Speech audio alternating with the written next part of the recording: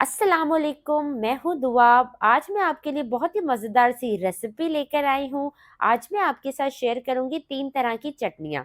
इनको एक बार बनाकर आप पूरा रमज़ान इस्तेमाल कर सकते हैं और दोबारा आपको कोई और चटनी बनाने की ज़रूरत पेश नहीं आएगी। इनको बनाकर आप पकोड़ों, समोसों, रोल, कचौरियों के साथ एंजॉय कर सकते हैं। इसके अलावा पुलाव, बिरयानी, पराठे के साथ और हर किस्म की चाट और दही बल्ले के साथ भी इस्तेमाल कर सकते हैं। बहुत ही मज़ेदार चटनियाँ बनकर तैयार होती हैं, तो चलें वीडियो शुरू करते हैं।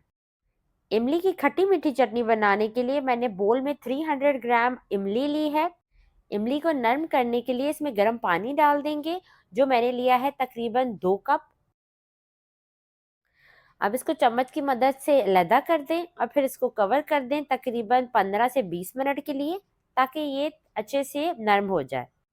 गर्म पानी डालने की वजह से ये जल्दी ही सॉफ्ट हो जाएगी। तो अब इसे कवर कर देते हैं। हरी चटनी बनाने के लिए मैंने 2 कप हरा धनिया लिया था। इसे मैंने अच्छे से धो लिया था, इसमें रेत बहुत होती है।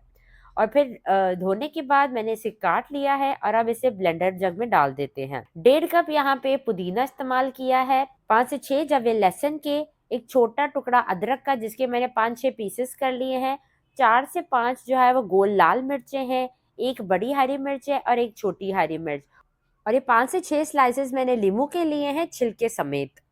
इसे डालने से इस चटनी का कलर खराब नहीं होगा और ये काफ़ी दिनों तक इसी तरह से फ्रेश रहेगी। अब इसमें कुछ स्पाइसेस डाल दें।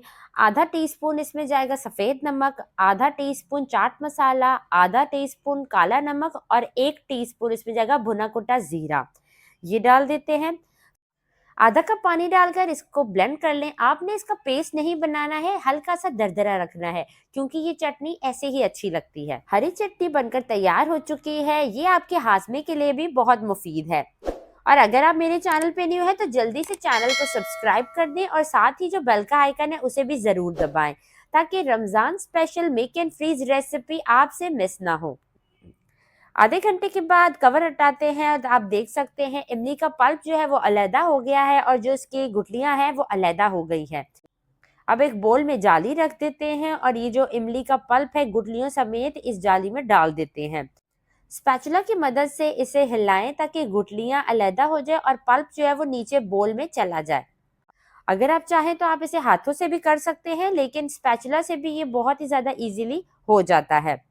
इमली का पल्प हमने निकाल लिया है। अब चूल्हे पे पैन रख देते हैं और उसमें 2 से 3 टेबल स्पून कुकिंग ऑयल डाल देंगे। मीडियम टू लो फ्लेम पर ऑयल हल्का सा गर्म होगा तो 1 टीस्पून इसमें चॉप्ड अदरक डाल देंगे और उसे 5 से 6 सेकंड के लिए हल्का सा फ्राई करेंगे। हाफ टी स्पून इसमें कलौंजी डाल देंगे और 1/4 टीस्पून अजवाइन डाल देंगे। कलौंजी का टेस्ट इमली की चटनी में बहुत अच्छा लगता है। अब इसमें डाल देंगे 1 टीस्पून भुना कुटा जीरा, 1 टीस्पून कुटी हुई लाल मिर्च, हाफ टी स्पून सफ़ेद नमक, हाफ टी स्पून काला नमक। अब इन सब चीज़ों को हल्का सा फ्राई करेंगे 5 से 6 सेकंड के लिए, ताकि इनका कच्चापन जो है वो ख़त्म हो। एक बार इन चटनियों को बना लें, इंशाल्लाह आपका पूरा रमज़ान बहुत ही आराम और सुकून से गुजरेगा। अब इसमें इमली का पल्प डाल दें और इसे मिक्स करें। मीडियम फ्लेम पर इसे पकाएं और बॉयल आने दें। 2 मिनट इसे पकाने के बाद आप देख सकते हैं इसमें बॉयल आना शुरू हो गया है। तो अब इसमें डाल देते हैं आधा कप चीनी और 1 टीस्पून इसमें डाल देंगे सौंफ का पाउडर। सौंफ का पाउडर डालने से इसमें बहुत अच्छी खुशबू आ जाएगी। तो अब इसे मिक्स करें ताकि चीनी अच्छे से डिसॉल्व हो जाए।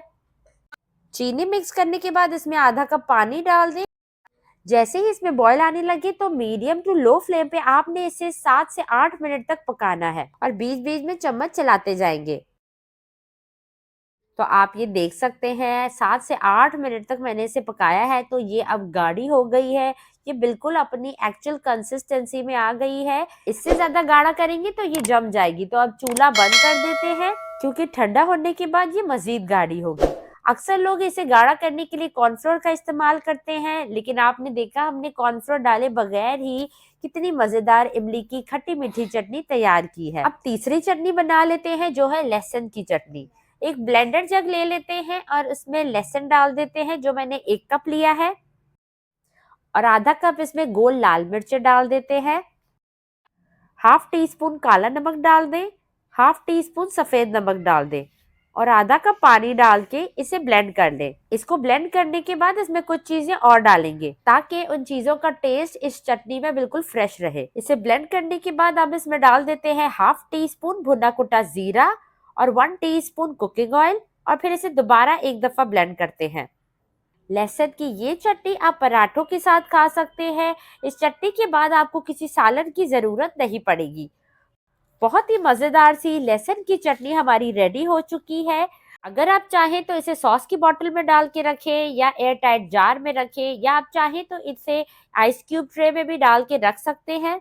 तो आपको मेरी हरी चटनी, लहसुन की चटनी और इमली की खट्टी मीठी चटनी कैसी लगी, मुझे कमेंट सेक्शन में जरूर बताइएगा। वीडियो पसंद आए तो उसे लाइक करें। इसी के साथ इजाजत चाहती हूँ। अपना ढेर सारा ख्याल रखिएगा, दुआओं में याद रखिएगा। अल्लाह हाफिज।